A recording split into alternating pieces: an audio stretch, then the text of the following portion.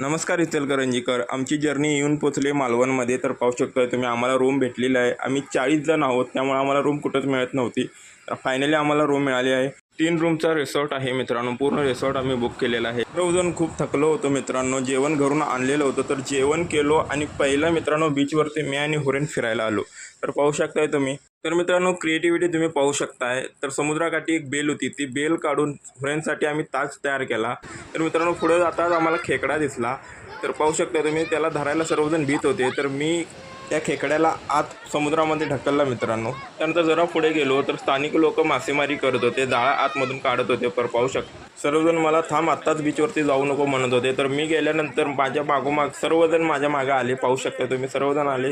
हुरेन आणि त्याचे मोठे मामा कयुंबाजान साईडला बसून किल्ला करत होते आणि एकमेकांना वाळू मारून खेळत होते, मज्जा करत होते.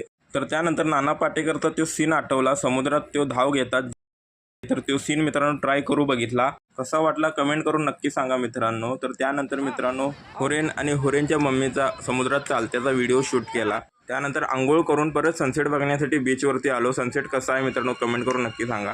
त्यानंतर साडू कमी आमच्या तोपिक भाईने मैफिल रंगीन केली. त्यानंतर जेवण करून आम्ही परत बीचवरती गेलो. तर आम्हाला स्टार फिश बघायला मिळाली. त्यानंतर हा खेकडे बघायला मिळाले, बांगडे बघायला मिळाले. याच्यानंतर आमच्या ट्रिपचा शेवटचा भाग येईल. तर तो व्हिडिओ पाहण्यासाठी आम्हाला फॉलो करा. थँक्यू.